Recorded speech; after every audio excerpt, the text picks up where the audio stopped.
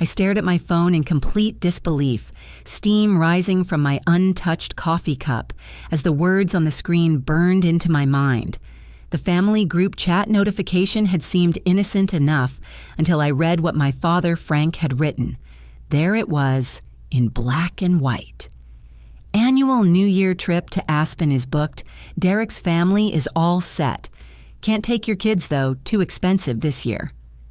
My 8-year-old twins, Emma and Jake, sat across from me at our kitchen table, happily munching on their cereal, completely unaware that their grandfather had just written them off as financial burdens. The cereal bowl slipped from my trembling hands as the full weight of Dad's message settled in. Emma looked up with concern, her blonde pigtails bouncing as she tilted her head. "Mommy, are you okay? You look sad." I forced a smile and cleaned up the spilled milk, my mind racing. This couldn't just be about money. Dad owned a successful accounting firm and had always prided himself on family traditions. The annual ski trip had been happening for 15 years, ever since Derek graduated college. "Just checking some work messages, sweetie." I managed ruffling her hair. "Finish your breakfast." But I couldn't shake the feeling that something deeper was happening here. After dropping the kids at school, I found myself dialing my sister-in-law, Madison's number. We'd always gotten along well, and maybe she could shed some light on the situation. "Oh, hey, Astrid!" Madison's cheerful voice rang through the speaker. "I was just looking at the resort photos Frank sent us.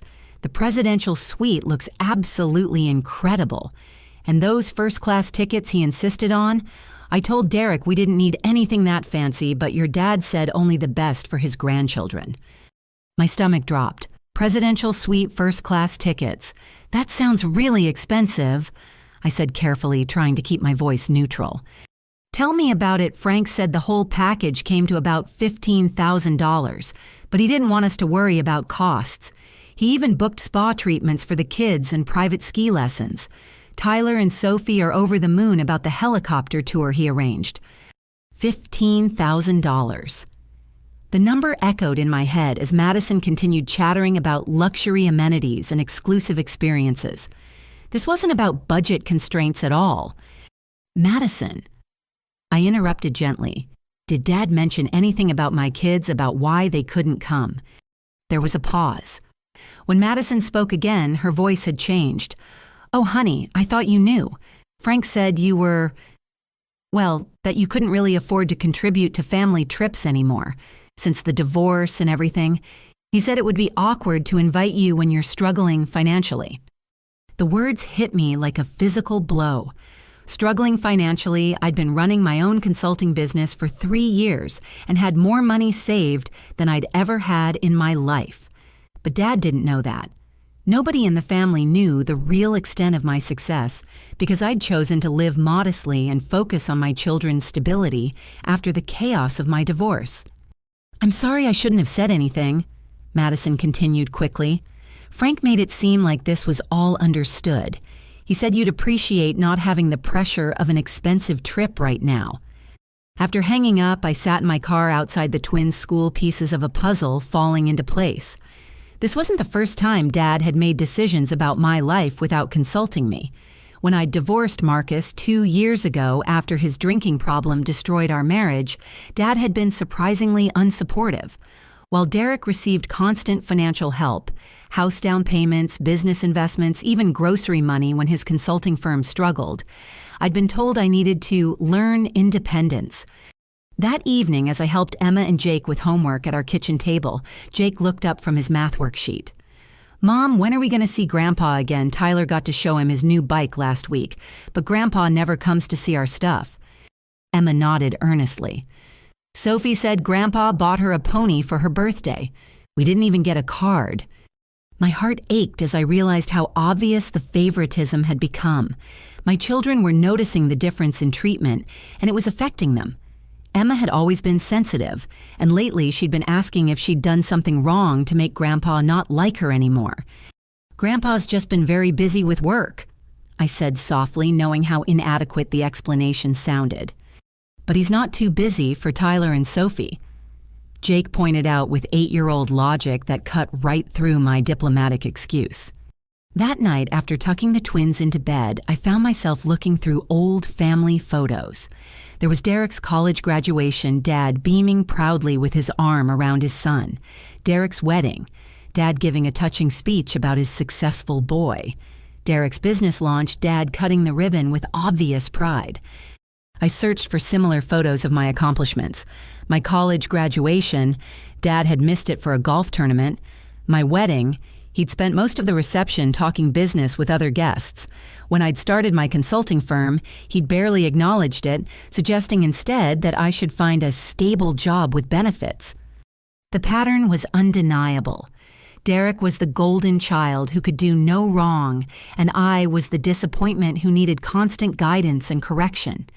Even now, at 35, Dad still treated me like a child who made poor decisions, while Derek at 37 was viewed as the family success story, despite needing constant financial bailouts. But what hurt most was realizing that my children were being punished for my perceived failures. In Dad's mind, Emma and Jake were reminders of my bad choices, rather than beloved grandchildren deserving of equal treatment. As I closed the photo album, my resolve began to harden. I'd spent too many years accepting Dad's narrative about my life. It was time to show him exactly how wrong he'd been about everything. The next morning, I waited until the kids were at school before calling Dad. My hands shook slightly as I dialed his number, but I knew this conversation couldn't wait any longer. Astrid, Dad's voice boomed through the phone with false cheerfulness. "How are things going, sweetheart? Everything okay with the kids?" "Actually, Dad, I wanted to talk to you about the Aspen trip," I said, cutting straight to the point. "I saw your message in the group chat." His tone shifted immediately, becoming more measured and defensive. "Oh, that. Yes, well, I thought it would be best to keep things simple this year. You know how expensive these trips can get, and with your situation—" "My situation?" I pressed. "What exactly do you mean by that?" "Come on, Astrid. We both know things have been tight since the divorce. I didn't want to put you in an awkward position by expecting you to contribute to something you couldn't afford. I was being considerate." The condescension in his voice made my blood boil. "Dad, you never asked about my financial situation. You never even discussed the trip with me. You just decided I couldn't afford it and excluded my children." "Your children are welcome any time you can cover their expenses," he said curtly. "But I'm not running a charity here. Derek contributes to these family activities. Derek contributes—" The laugh that escaped me was bitter. "Dad Madison told me you paid for everything. $15,000 for a presidential suite and first-class flights. That doesn't sound like Derek contributing anything."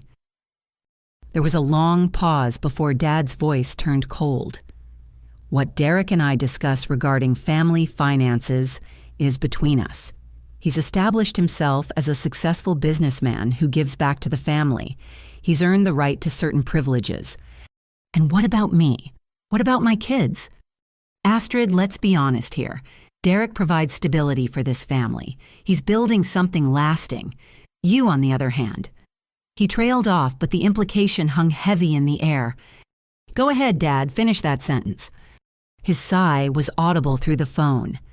"You made your choices when you married Marcus despite my warnings. You made your choices when you insisted on leaving a perfectly good job to start some little consulting business that barely keeps you afloat. And you made your choices when you couldn't keep your marriage together." The words hit me like slaps across the face. "So my children should be punished because you disapprove of my life. Your children aren't my responsibility anymore, Astrid. You wanted independence so badly. Well, this is what independence looks like. Derek understands family loyalty and mutual support. He doesn't just take, he gives back." My voice rose despite my efforts to stay calm. "What exactly has Derek given back, Dad? Because from where I'm sitting, it looks like you've been funding his entire lifestyle for years." "That's enough." Dad's voice turned sharp and angry. "Derek is building a legacy for this family. He's expanding the business, creating opportunities for future generations. Every dollar I invest in him comes back tenfold in family stability and success. And what about my children's future? Don't they deserve family stability too? They'll have whatever future you can provide for them. That's what being a parent means, taking responsibility instead of expecting handouts. In the background, I could hear Dad's office phone ringing, and suddenly his tone became brisk and dismissive. I have to take this call, Astrid. This conversation is getting us nowhere. Maybe when you've built something substantial with your life, we can revisit family vacation contributions. The line went dead, leaving me staring at my phone in shock. Build something substantial. I'd grown my consulting business from nothing into a 6-figure enterprise while raising 2 children as a single mother. But because I hadn't advertised my success or asked Dad for help, he assumed I was struggling. Just then, I heard voices from the living room and realized the twins had come home early from school due to a teacher planning day. My heart sank as I recognized the tone of their conversation. They'd clearly overheard at least part of my heated discussion with their grandfather. I found them sitting on the couch, Emma's eyes red with tears, while Jake's face showed confused anger. "Mommy," Emma whispered, "does Grandpa really not want us around because we're too expensive?" Jake crossed his small arms defiantly. I heard him say we're not his responsibility, but Tyler and Sophie are his responsibility. That's not fair. Looking at my children's hurt faces, something inside me crystallized with perfect clarity. This wasn't just about a vacation anymore. This was about my children's sense of self-worth and belonging in their own family. Dad's favoritism wasn't just hurting me. It was damaging 2 innocent kids who couldn't understand why their grandfather treated their cousins like treasures, while treating them like burdens. "Listen to me, both of you," I said, kneeling down to their level. "What Grandpa said is wrong, and it says nothing about your worth as people. Sometimes adults make mistakes, even big ones." "But why doesn't he love us like he loves Tyler and Sophie?" Emma asked, her voice breaking. The question pierced my heart because I didn't have a good answer. How do you explain narcissistic favoritism and golden child dynamics to 8-year-olds? How do you tell children that their grandfather's love comes with conditions they'll never be able to meet because the game was rigged from the start? "Grandpa has some problems with how he treats people fairly," I said carefully. "But that doesn't mean there's anything wrong with you. You two are amazing, wonderful children, and anyone who can't see that is missing out." That night, after tucking the twins into bed with extra hugs and reassurances, I sat alone in my home office staring at my computer screen. Dad's words echoed in my mind. "Maybe when you've built something substantial with your life, we can revisit family vacation contributions." Fine. If Dad wanted to judge my worth by my financial success, then it was time to show him exactly how substantial my life had become. But more importantly, it was time to show my children that they were valued and deserving of wonderful experiences, even if their grandfather couldn't see it. I opened my laptop and began researching the most luxurious family vacation destinations in the world. If Dad thought $15,000 for a ski trip was impressive, he was about to learn what substantial really looked like. The next morning brought an unexpected phone call that would change everything. Karen, Emma's best friend Lily's mother, called to arrange a play date, but her tone seemed oddly careful and sympathetic. "Hi, Astrid. I hope you don't mind me calling," she began hesitantly. "Lily's been asking to have Emma over, but I wanted to check if that would be okay financially. I mean, I know things have been really tough for you lately." I paused, confused. "Tough for me? What do you mean?" "Oh," Karen's voice became uncomfortable. "I probably shouldn't have said anything. It's just that Frank mentioned at the country club last week that you've been struggling since the divorce. He said you'd been asking family for help with basic necessities, and that he was worried about the kids having enough food and proper winter clothes." My blood turned to ice. He said what? "I'm so sorry, I thought you knew he was sharing this. He seemed really concerned about you and the twins. He even asked if any of the school families might be willing to help out quietly, so you wouldn't feel embarrassed about accepting charity." The phone felt heavy in my hand as the full scope of Dad's manipulation became clear. He hadn't just excluded my children from the vacation, he'd been systematically destroying my reputation in the community, painting me as a desperate single mother, too proud to accept help. Karen, I need you to know that none of that is true, I said firmly. I haven't asked anyone for financial help, and my children have never lacked for anything. There was a long pause, but Frank seemed so worried. He said you were too proud to admit you were struggling and that the family was trying to figure out how to help without hurting your feelings. After hanging up, I realized this went far deeper than I'd imagined. Dad hadn't just been dismissive of my success. He'd been actively undermining it, creating a narrative where I was the family failure who needed rescuing. No wonder relatives had been distant lately. They weren't avoiding me because of any awkwardness about my divorce. They were avoiding me because they thought I was a charity case. I spent the next hour making phone calls to other family members, and the picture that emerged was devastating. Dad had told his sister Carol that I'd been begging for grocery money. He told my cousin Beth that I couldn't afford proper school supplies for the twins. He'd told multiple people that my consulting business was just a hobby and that I was living off credit cards in denial. The cruelest part was how he'd framed it all as concern and love.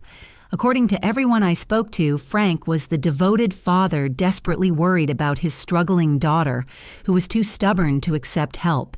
He'd positioned himself as the long-suffering patriarch, trying to hold the family together despite my poor choices. But the most infuriating revelation came when I called my Aunt Patricia, Dad's youngest sister. She mentioned that Derek had been bragging about his business success at recent family gatherings, talking about major contracts and expansion plans. "It's wonderful that Derek's firm is doing so well," she said. Frank said Derek just landed a $500,000 government contract. Such a smart boy following in his father's footsteps. I knew Derek's consulting business intimately because we worked in similar fields. There was no way he'd landed any major government contracts. His firm barely had 3 employees and specialized in small local businesses. But I also knew Dad had been pouring money into Derek's operations for years, probably inflating revenue numbers to maintain the appearance of success. As I hung up the phone, I looked out my kitchen window at Emma and Jake building a snowman in our modest backyard. They were laughing and throwing snowballs, completely unaware that their grandfather had been painting them as objects of pity within their own extended family. The anger that had been building inside me crystallized into something harder and more focused. Dad thought he could control the family narrative, deciding who deserved success and who deserved sympathy. He thought he could write me off as a failure while propping up Derek as the golden child. Most importantly, he thought my children were acceptable casualties in his twisted game of favoritism. It was time to show him exactly how wrong he'd been about everything. That afternoon, I drove to my bank and requested a meeting with my financial advisor. I'd been conservative about my spending for years, living well below my means, while carefully investing my consulting profits. I wanted to see exactly what resources I had available for what I was beginning to think of as a very public correction of Dad's narrative. The numbers were even better than I'd hoped. My consulting business had grown exponentially over the past 2 years, with several major corporate clients paying premium rates for my strategic planning expertise. Combined with smart investments and the fact that I'd bought our house with cash from my divorce settlement, my net worth had reached levels that would shock everyone who thought they knew my situation. You could easily afford a luxury vacation costing $50,000 without impacting your long-term financial security, my advisor confirmed. Your business income alone this year will exceed anything you'd need for this kind of expense. $50,000, more than 3 times what Dad had spent on Derek's family for their extravagant Aspen trip. As I drove home, a plan began forming in my mind. Dad valued appearances and status above everything else. He'd built his identity around being the successful patriarch who controlled his family's narrative. What would happen if that narrative suddenly, publicly, spectacularly crumbled? I thought about the Dubai vacation package I'd been researching. Emirates first-class flights, a suite at the Burj Al Arab private desert safaris, helicopter tours, shopping sprees at the world's most exclusive malls. The kind of trip that would cost more than most people's annual salary and would generate the kind of social media attention that couldn't be ignored or explained away. But this wasn't about money. It was about truth. My children deserved to know they were valued. They deserved to experience wonder and luxury and unconditional love. And if showing them the world happened to expose Dad's lies and manipulation in the process, well, that was just a bonus. That evening, as I tucked Emma and Jake into bed, Emma looked up at me with her serious blue eyes. "Mommy, are we really poor like some people think?" The question broke my heart because I realized Dad's campaign had reached even my children's ears through playground whispers and overheard adult conversations. No, sweetheart, we're not poor at all. In fact, we're very lucky to have everything we need and more. Then why does Grandpa think we can't afford things? I chose my words carefully. Sometimes people make assumptions about others without knowing the whole truth. Grandpa made some incorrect assumptions about our life. "Will you show him he's wrong?" Jake asked hopefully. I smiled and kissed both their foreheads. "Actually, I think that's exactly what we're going to do." Over the next week, I quietly made arrangements for what would be the most spectacular vacation of our lives. But more than that, I began reaching out to family members Dad had poisoned against me, gently correcting his narrative without directly attacking him.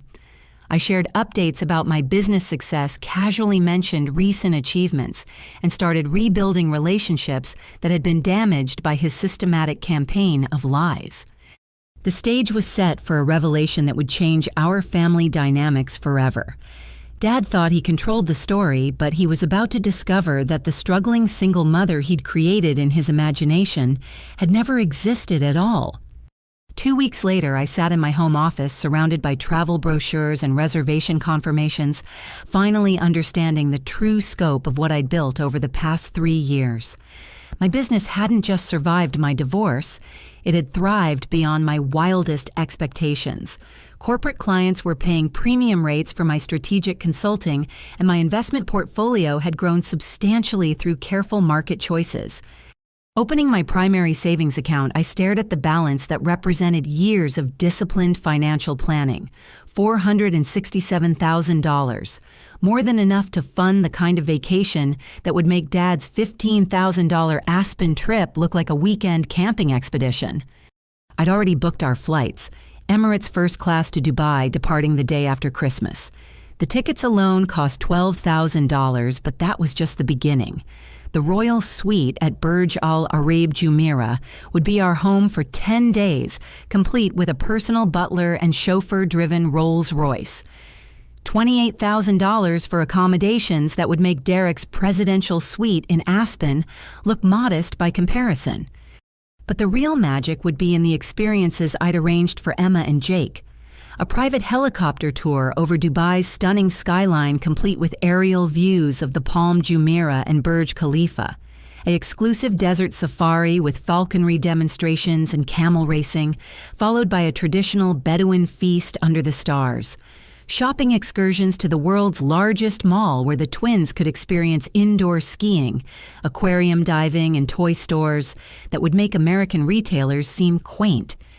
The total cost would approach $60,000, 4 times Dad's investment in Derek's family. But watching my children's faces light up as I described our upcoming adventure made every penny worth it. "We're really going to ride camels in the desert?" Emma asked, her eyes wide with excitement as she studied the photos I'd printed. "And stay in a hotel taller than any building in our whole state," Jake added, trying to wrap his 8-year-old mind around the concept of luxury beyond his imagination. "We're going to do all of that and more." I confirmed, feeling a deep satisfaction at their uncontainable joy. After weeks of seeing them question their worth in their grandfather's eyes, watching them dream about adventure and possibility felt like healing. That evening, I called my sister-in-law Madison ostensibly to ask about their Aspen preparations, but really to plant the seeds of what was coming. "Oh, we're so excited," Madison gushed. "Frank booked us the most incredible itinerary. Derek keeps saying it's the most generous thing anyone's ever done for our family." "That sounds wonderful," I said warmly. "I hope you take lots of pictures. We're actually planning our own little vacation over New Year's. Nothing as elaborate as your trip, of course, but the kids are really looking forward to it. Oh, that's nice. Are you doing something local? I know Frank was worried about you feeling left out, but he thought a family trip might be too much financial pressure right now. Something like that, I said vaguely, allowing her to maintain Dad's narrative for now. I'll be sure to share some photos when we get back. The beauty of my plan wasn't just the luxury, it was the timing. Dad's family would be in Aspen from December 28th through January 2nd, posting their own vacation photos and basking in what they believed was exclusive family generosity. My Dubai posts would begin appearing on December 29th, creating a stark contrast that would be impossible for anyone to ignore. But I wasn't just planning a vacation, I was planning a revelation. Over the past week, I'd been quietly updating my social media profiles with subtle hints about my business success. New photos of my home office setup, casual mentions of recent client achievements, professional headshots that suggested competence and prosperity rather than the struggling single mother Dad had described to everyone.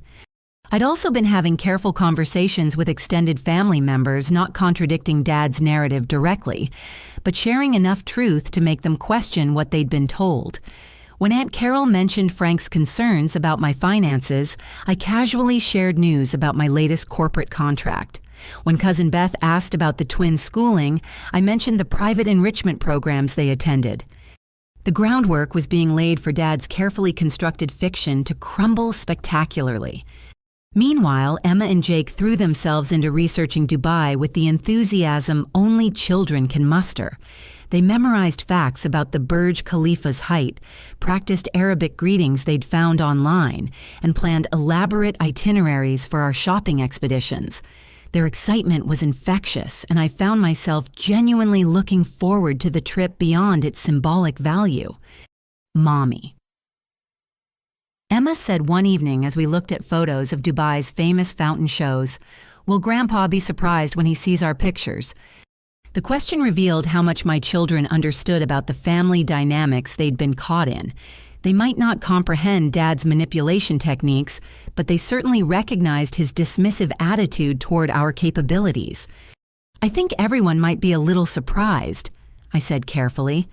Sometimes people make assumptions about what others can do, and sometimes those assumptions turn out to be wrong. "Good!" Jake declared with 8-year-old certainty. "Grandpa should know we're not too expensive. We're worth lots of money for vacations."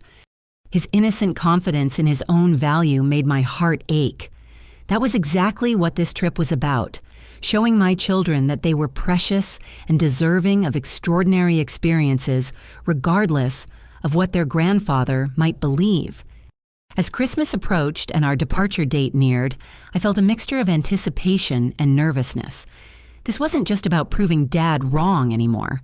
It was about fundamentally shifting how my children saw themselves and their place in the world. They deserved to know what it felt like to be valued, without conditions to experience wonder, without limitations to understand that their worth wasn't determined by someone else's narrow perspective. The most satisfying part would be watching Dad realize that the struggling single mother he'd condescended to for years had never existed at all. That the financial failure he described to the community was actually more successful than he'd ever imagined, and that the grandchildren he'd written off as too expensive were about to experience luxury beyond anything he could provide. Christmas morning arrived with snow falling gently outside our windows, and as Emma and Jake opened presents that included new suitcases, travel cameras, and guidebooks about Middle Eastern culture, their excitement reached fever pitch. 3 more days until we fly to Dubai, Emma announced, counting on her fingers for the 100th time. "I can't wait to take pictures to show everyone," Jake added, already practicing with his new camera. I smiled, thinking about exactly who would be seeing those pictures and what their reactions might be. Dad's Aspen vacation would begin in style, but it would end with questions he wasn't prepared to answer about his assumptions, his favoritism, and his complete misunderstanding of who I'd become since my divorce. The stage was set for the most eye-opening New Year's vacation our family had ever experienced. December 29th arrived with crystal clear skies over Dubai, and as our Emirates first-class flight descended toward the gleaming cityscape below, I watched Emma and Jake press their faces against the aircraft windows in absolute wonder. "It looks like a city from the future," Emma breathed, staring at the impossible architecture rising from golden desert sands. Jake pointed excitedly at the sail-shaped Burj Al Arab piercing the azure waters of the Persian Gulf. "Is that really our hotel? It looks like a giant boat." The luxury had begun the moment we stepped onto the aircraft in New York. The first-class cabin felt more like a private living room with seats that converted to fully flat beds and personal service that anticipated our every need. The flight attendants had treated the twins like VIP passengers, providing special amenities and explaining the aircraft's features with genuine enthusiasm.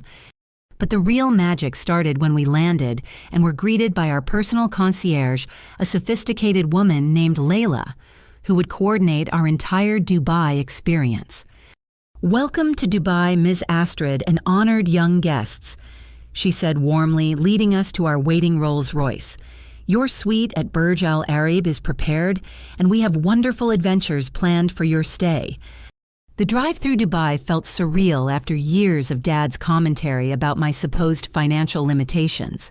Towering skyscrapers lined impossibly wide highways, each structure more impressive than the last. Emma and Jake peppered Layla with questions about everything they saw, from the indoor ski slope at Mall of the Emirates to the choreographed fountains dancing outside Burj Khalifa. Our arrival at Burj Al Arab exceeded every expectation I'd harbored. The royal suite occupied 2 floors of the world's most luxurious hotel, with floor-to-ceiling windows offering panoramic views of Dubai's coastline. The children's bedrooms featured custom decorations and amenities specifically prepared for young guests, while the main living area showcased opulence that made 5-star accommodations elsewhere seem ordinary. "This is bigger than our whole house," Jake marveled, exploring the suite's multiple terraces and entertainment areas. Emma discovered the master bathroom's gold-plated fixtures and marble surfaces. "Mommy, everything here is so beautiful. Are we really allowed to use all this?" "Everything here is ours for the next 10 days. I confirmed, feeling a deep satisfaction at their unrestrained joy. That evening, as we dined at Al Mahara, the hotel's underwater restaurant surrounded by floor-to-ceiling aquarium walls, I began documenting our experience with carefully composed photographs. The twins' faces glowed with excitement as exotic fish swam past our table, and the restaurant's exceptional service created an atmosphere of refined adventure. I posted the first photo to my social media accounts around 10 p.m. Dubai time, 5 p.m. in Aspen, where Dad's family would be settling into their ski resort accommodations. The image showed Emma and Jake laughing over their elaborate seafood dinner with the aquarium's ethereal lighting, creating an obviously expensive and exotic backdrop. The caption was deliberately understated: "New Year adventures with my favorite travel companions. Grateful for unexpected blessings and the chance to show my children the wonders of the world." Within an hour, the comments began flowing in. Extended family members who'd been told I was struggling financially expressed amazement at the obviously luxurious setting. Friends from school asked about the incredible restaurant and exotic location. Madison commented with surprised congratulations, clearly recognizing that this wasn't the modest local vacation she'd expected. But the most telling response came from Aunt Carol, who private messaged me directly. "Astrid, this looks absolutely incredible. Frank had mentioned you were having some financial difficulties, but this restaurant looks more expensive than anywhere I've ever eaten. Are you doing some kind of travel writing work?" I responded honestly but diplomatically, "No travel writing, just a mom treating her children to some special experiences. We've been very blessed with business success this year." The second day brought our private helicopter tour over Dubai's stunning landscape. As we soared above the Palm Jumeirah and circled the Burj Khalifa's towering peak, I captured images that showcased not just the spectacular scenery, but the exclusive nature of our experience.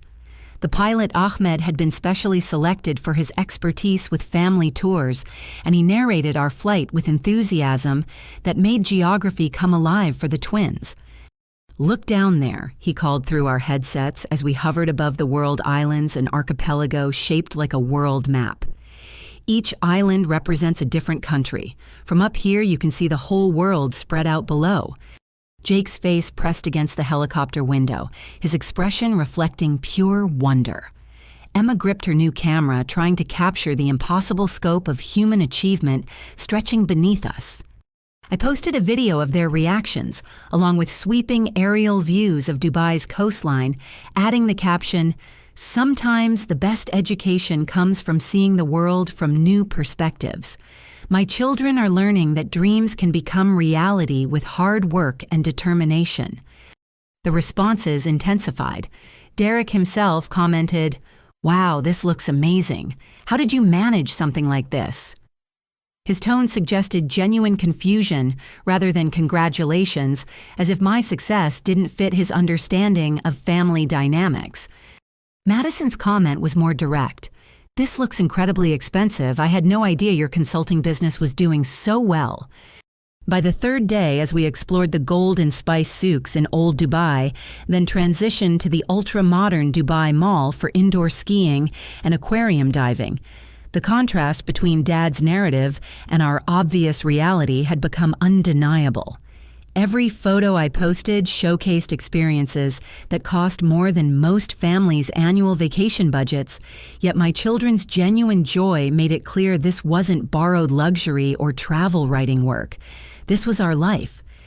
The comment sections of my posts had become forums for extended family members to express their confusion about Dad's claims regarding my financial situation. Cousin Beth wrote, "I'm so confused. Frank said you were struggling to afford basic necessities, but this trip looks incredibly luxurious. What's the real story here?"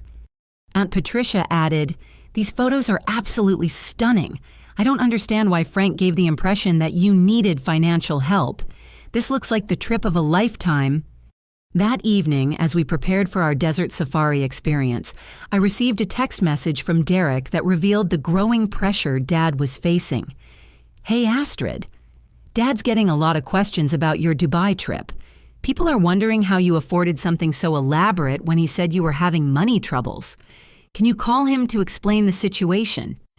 I smiled as I typed my response. "I'd be happy to explain the situation to anyone who asks. My business has been very successful, and I believe children deserve to experience the wonders of the world. I hope you're enjoying Aspen."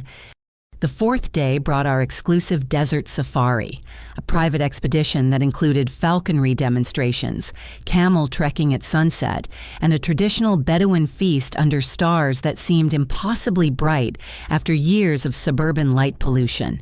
As Emma and Jake learned to handle magnificent hunting falcons and raced across sand dunes on Arabian horses, I documented their adventures with images that conveyed both exotic luxury and authentic cultural immersion. The posting that evening included a video of Jake successfully flying a falcon back to his gloved hand, his face radiating pride and accomplishment. Emma appeared in another clip, confidently guiding her camel across rolling dunes as the sun set behind her in brilliant oranges and purples. My caption read, "Teaching my children that the world is vast and full of wonders waiting to be discovered. Every experience broadens their understanding of different cultures and their own capabilities." The response was immediate and overwhelming. Extended family members who'd been distant since my divorce began reaching out with private messages expressing amazement at our experiences and confusion about Dad's portrayal of our circumstances. But most significantly, I noticed that Dad himself had remained completely silent across all my posts. No comments, no likes, no acknowledgement of experiences that clearly contradicted everything he'd told people about my life and capabilities. The silence spoke volumes about his growing realization that the narrative he'd constructed was crumbling in real time, witnessed by everyone who mattered to our family's social dynamics. As we returned to our suite that evening, sand still clinging to our clothes and our hearts full of desert magic, Emma looked up at me with serious eyes. "Mommy, do you think Grandpa sees our pictures?" "I think lots of people see our pictures, sweetheart." "Good," she said with quiet satisfaction. "I want him to know we're not too expensive. We're worth all the money in the world." Her innocent confidence confirmed that this trip was achieving its deeper purpose. My children were learning their true value, and the rest of the family was learning the truth about mine. January 1st arrived with Dubai's legendary New Year fireworks illuminating the sky around Burj Khalifa. And as Emma and Jake watched the spectacular display from our suite's private terrace, my phone began buzzing with an incoming call that would change everything. Dad's name appeared on the screen just as the twins were marveling at golden pyrotechnics reflecting off the Persian Gulf's calm waters. The timing felt symbolic. His fantasy family vacation in Aspen was ending while our extraordinary adventure reached its crescendo. "I need to take this call," I told the children, stepping inside the suite's opulent living area while they continued watching fireworks with Layla, our concierge who'd stayed to help them celebrate midnight Dubai time. "Frank," I answered, keeping my voice neutral despite the adrenaline coursing through my veins. "How could you exclude us?" His voice erupted through the phone with barely controlled fury. "How could you plan something like this and not invite your family? Do you have any idea how this looks to everyone?" I walked to the floor-to-ceiling windows overlooking Dubai's glittering skyline, processing the absolute audacity of his accusation. "Exclude you? I'm sorry, but I'm not following your logic here." "Don't play innocent with me, Astrid. You've been posting these elaborate vacation photos all week, flaunting some incredibly expensive trip while making the rest of us look like we don't matter to you. Aunt Carol called me tonight asking why you didn't invite the family to join your Dubai adventure." The irony was so profound that I almost laughed out loud. "Dad, are you seriously calling me to complain about not being invited on a vacation? Because I seem to remember receiving a very clear message about my children being too expensive for family trips."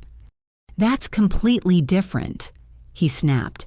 "That was about being practical and considerate of your financial limitations. This is about deliberately excluding family from something you clearly could have included us in. My financial limitations." I repeated slowly, savoring each word. "Tell me more about these limitations you were so concerned about." There was a pause before his voice returned, slightly less confident but still aggressive. "We both know you've been struggling since the divorce. I didn't want to embarrass you by expecting contributions you couldn't make." Struggling. I walked back toward the terrace where my children were still marveling at the fireworks display. "Dad, what exactly did you think I was struggling with?" "Astrid, I'm not stupid. Single mothers with small consulting businesses don't just magically become wealthy.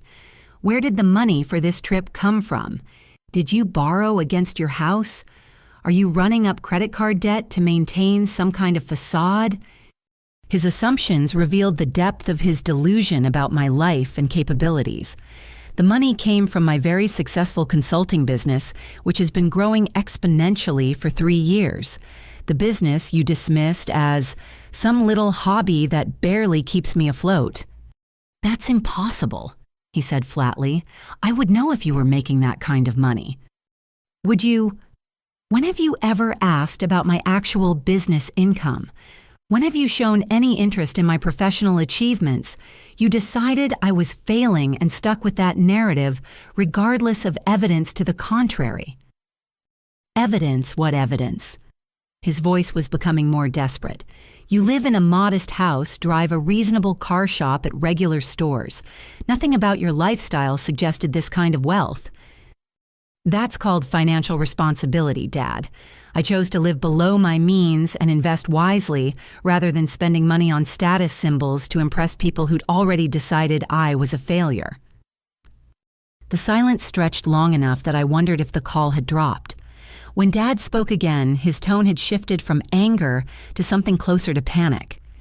"Astrid, I need you to be honest with me. How much did this trip cost? Why does that matter? Because I need to understand what we're dealing with here. If you've got yourself into financial trouble trying to prove some kind of point, the family can help you work through it. The patronizing concern in his voice was almost worse than the anger. Even confronted with obvious evidence of my success, he was still trying to find ways to maintain his narrative about my inadequacy. Dad, this trip cost approximately $60,000, which represents less than 15% of my annual business income. I paid for it entirely from savings, without impacting any other financial goals or obligations. Another long silence. When he spoke again, his voice was barely above a whisper. $60,000. That's 4 times what I spent on Derek's family. Yes, it is. And unlike Derek's trip, I didn't need anyone else to fund it. I earned every penny through my own work. But that means... He trailed off, clearly struggling to process implications that destroyed his entire understanding of family dynamics. It means you were completely wrong about my financial situation. It means you excluded my children from family activities based on assumptions rather than facts. And it means you've spent the past 2 years telling people I was struggling when I was actually more successful than I'd ever been. I don't understand, he said weakly. If you had this kind of money, why didn't you tell anyone? Why did you let me think you needed help? I never asked for your help, Dad. You assumed I needed it because that fit your narrative about my life choices. And frankly, after years of watching you fund Derek's lifestyle while lecturing me about independence, I didn't see any point in sharing my success with someone who'd already decided I was a disappointment. But the family, everyone thinks... He was floundering now, grasping for some way to salvage his position. Everyone thinks what you told them to think. That I was struggling, that my business was failing, that my children were burdens rather than blessings. You created that narrative, Dad, and now you get to live with the consequences when everyone realizes how wrong it was. Through the windows, I could see Emma and Jake dancing on the terrace as Dubai's celebration continued around them, their joy uncontainable as they experienced a world their grandfather had thought was beyond their reach. Astrid, we need to fix this, Dad said urgently. The family is asking questions I can't answer. They want to know why I said you were struggling when you're obviously wealthy enough for trips like this.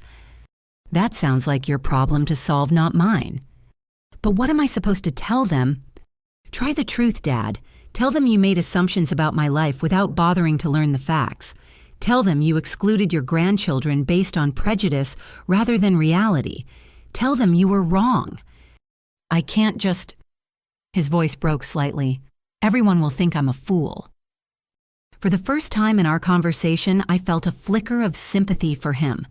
Not because his position was defensible, but because I could hear the genuine fear in his voice as he realized his carefully constructed image was collapsing. Dad, you have 2 choices here.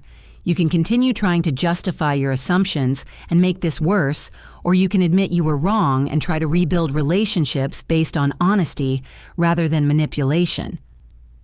What about Derek? What am I supposed to tell him about family financial arrangements? The question revealed another layer of his panic. Derek's privileged position in the family was built on the premise that he was the successful child who deserved support, while I was the failure who needed to learn independence. If I was actually more successful than Derek, what did that say about years of unequal treatment? That's between you and Derek. But Dad, I hope you understand that my children and I won't be accepting the scraps of family inclusion anymore. We don't need to be invited to participate in family activities. We can create our own experiences that far exceed anything you might offer. As I ended the call, Emma appeared at my side with her face still glowing from excitement and wonder. "Was that Grandpa?" she asked perceptively. He sounded upset. "Grandpa is learning some new information about our family," I said carefully. "Sometimes adults have to adjust their thinking when they discover they were wrong about important things." Jake joined us, still wearing the traditional Emirati headdress we'd purchased at the souk. "Are we going home soon?" Not for several more days, sweetheart. We still have lots of adventures ahead of us. As we settled into the suite's comfortable seating area, watching Dubai's skyline return to its normal brilliance. After the fireworks celebration, I felt a profound sense of completion. The conversation with Dad had confirmed everything I'd suspected about his motivations and assumptions. More importantly, it had established new boundaries for our family relationships moving forward. My children would never again question their worth because of his favoritism. They'd experienced what it meant to be truly valued and celebrated, and no one could take that knowledge away from them. The truth was finally out, and there was no going back to the old dynamics that had defined our family for far too long. 6 months later, I stood in my kitchen preparing Sunday dinner for a gathering that would have been unimaginable the previous year. Aunt Carol and her husband were bringing their famous potato salad. Cousin Beth was contributing her children's favorite garlic bread. Uncle Jim was handling dessert, and 3 other families from Dad's extended circle were coming to what had become a monthly tradition in our home. The house buzzed with comfortable chaos as Emma and Jake helped set our dining room table for 14 people, their confidence and joy obvious to anyone who spent time with them. The twins had grown tremendously during our Dubai adventure, and its aftermath developing a sense of self-worth that radiated through everything they did. "Mom, should we put out the photo albums from our trip?" Emma asked, carefully arranging cloth napkins at each place setting. "Only if people ask to see them," I replied, though I knew they would. Our Dubai photos had become legendary within the extended family, not just for their exotic beauty, but for what they represented about truth assumptions and the courage to live authentically. Jake appeared at my elbow wearing an apron that read, "World's Greatest Kitchen Helper," a gift from his newfound confidence in trying new experiences. Aunt Carol said she wants to see the video of me with the falcon again. "Then we'll definitely share it." I confirmed, ruffling his hair and marveling at how much both children had changed since that December morning when Dad's dismissive text had shattered their sense of family belonging. The transformation had been remarkable to watch. Emma, who'd always been sensitive to others' opinions, had developed an unshakable belief in her own worth that allowed her to approach new challenges with enthusiasm rather than anxiety. Jake had discovered a love for learning about different cultures and had convinced me to enroll him in Arabic lessons so he could communicate better on our planned return trip to the Middle East. But the most significant change was in how they related to family dynamics. They no longer questioned why they weren't included in certain activities or wondered if they'd done something wrong to earn less attention than their cousins. They understood that other people's limitations didn't define their value, and they'd learned to create their own standards for meaningful relationships. The doorbell rang, and soon our house filled with relatives who'd become genuine friends over the past months. The shift in family dynamics had been profound and positive for everyone involved. Once Dad's manipulation tactics were exposed, people felt free to form authentic relationships based on mutual respect rather than his orchestrated narrative. Aunt Carol brought me into the kitchen while others were settling in the living room. "Astrid, I need to apologize again for how long it took me to see through Frank's stories about your situation. I should have reached out to you directly instead of believing secondhand reports." "There's no need to keep apologizing," I assured her, stirring the homemade pasta sauce that had become my signature dish for these gatherings. Dad was very convincing, and he positioned his lies as concern rather than manipulation. That made them harder to question. Still, I missed years of really knowing my niece and her wonderful children because I believed his version of your life. That's time we can't get back. I paused in my stirring, considering how to express something I'd learned about forgiveness and moving forward. "Carol, we can't change the past, but we can make sure the future is different. Look around this house today. This is what family can be when it's based on truth rather than control." Through the kitchen window, I could see Uncle Jim teaching Jake and Emma card tricks on the back patio, while Beth's teenagers showed them magic apps on their phones. The easy laughter and genuine connection represented everything I'd wanted my children to experience within our extended family.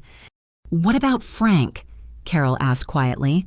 "Have you heard from him lately?" The question everyone wanted to ask but rarely did. Dad's position in the family had shifted dramatically since our Dubai revelation, and not just because of my success. Derek had begun questioning years of family financial arrangements once he realized Dad had been systematically undermining me while supporting him. The golden child dynamic had crumbled when Derek understood how his privileged position had depended on my perceived failure. "He calls occasionally," I said honestly. "Usually when he's heard about something good happening in our lives and wants to claim credit for teaching me independence. I keep the conversations brief and focused on the children. Do you think he'll ever really apologize for what he did?" I considered this carefully while checking on the garlic bread. I think Dad genuinely believed his own narrative about my life. In his mind, he was protecting the family from my poor choices while investing in Derek's stability. Admitting how wrong he was would require confronting some fundamental assumptions about his own judgment and values. "That sounds like you don't expect a real apology." I've learned not to base my peace of mind on other people's capacity for self-reflection. Dad taught me that lesson, actually though, probably not in the way he intended. As we carried dishes into the dining room, I reflected on the most important lesson our family crisis had taught me about breaking generational cycles of dysfunction. Growing up, I'd accepted Dad's favoritism as normal family dynamics, assuming every family had golden children and scapegoats. It wasn't until I saw my own children being affected that I recognized the pattern as toxic rather than natural. "Before we eat," I announced as everyone gathered around the extended table, "I want to thank you all for making this house feel like the heart of our family. Emma and Jake have learned what it means to be truly welcomed and valued, and that's a gift that will shape their entire lives." The children beamed at being recognized, and I noticed how naturally they accepted the praise. A far cry from the anxious uncertainty they'd shown 8 months earlier. As we passed dishes and shared stories from our recent adventures, I thought about the unexpected freedom that had come from Dad's rejection. His exclusion of my children from family activities had forced me to create our own traditions, and those traditions had turned out to be richer and more authentic than anything he'd offered. We'd taken several more trips since Dubai, though none quite as elaborate. A photography expedition to national parks where the twins learned to capture natural beauty.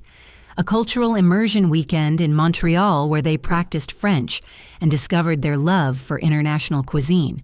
A volunteer vacation building homes in rural Tennessee that taught them about service and community. Each experience had built their confidence and expanded their worldview, but more importantly, each had reinforced their understanding that they deserved wonderful things simply because they existed, not because they'd earned approval or met someone else's conditions. "Mom," Emma said during a quiet moment while others were deep in conversation, "remember when we were worried Grandpa didn't love us enough?" "I remember that feeling," I confirmed. "Now I know he just doesn't understand love very well, but we have lots of people who do." Her mature insight took my breath away. At 9 years old, she'd grasped something about relationships that many adults never learned, that other people's limitations didn't reflect her worth, and that she could choose to surround herself with people who appreciated her fully. Jake nodded seriously from across the table, and we learned we can make our own adventures without waiting for permission. Their confidence and wisdom filled me with profound gratitude for Dad's rejection, strange as that seemed. His attempt to diminish us had actually liberated us to discover our own strength and create relationships based on mutual respect rather than obligation. As evening approached and our guests prepared to leave, Carol pulled me aside once more. "I hope you know how much these gatherings mean to all of us. You've created something special here, a place where people feel genuinely welcome and valued." "That's what I wanted my children to experience," I replied. "It just took me a while to realize I might need to create it myself rather than hoping someone else would provide it." After everyone had gone and the dishes were cleaned, I found Emma and Jake in our living room looking through photo albums from our various adventures. Their faces glowed with satisfaction as they relived memories of experiences that had shaped their understanding of possibility and self-worth. "Are we going somewhere special next time too?" Jake asked hopefully. "Where would you like to go?" I countered, genuinely curious about their dreams. "Maybe somewhere we can learn about history," Emma suggested, "like Egypt with the pyramids or Greece with all those old buildings. Or maybe somewhere with different animals," Jake added, "like Australia with kangaroos or Africa with elephants." Their eagerness to explore the world filled me with joy and determination to continue providing opportunities that would broaden their perspectives and strengthen their confidence. But more than that, I was grateful they'd learned to dream without limitations, to believe they deserved extraordinary experiences, and to trust that their value wasn't dependent on someone else's approval. As I tucked them into bed that night, Emma looked up at me with serious eyes. "Mommy, I'm glad Grandpa said we were too expensive for his trip." "Why is that, sweetheart?" "Because if he hadn't said that, we might never have learned how amazing we really are." Her words perfectly captured the unexpected gift hidden within Dad's rejection. His attempt to diminish us had actually revealed our strength. His exclusion had taught us to create inclusion for others, and his manipulation had shown us the beauty of authentic relationships. Looking back on that December morning when Dad's text had shattered my children's sense of family belonging, I realized it had actually been the beginning of their journey toward unshakable self-worth. They'd learned that true family isn't about blood relations or obligation. It's about people who celebrate your existence and support your dreams without conditions or limitations. Sometimes the greatest gift someone can give you is their rejection, because it forces you to discover strengths you never knew you possessed and create better relationships than you ever imagined possible. Have you ever experienced a moment when someone's rejection actually became the catalyst for positive change in your life? I'd love to hear your stories in the comments below. Sometimes our most painful experiences teach us the most valuable lessons about our own worth and resilience.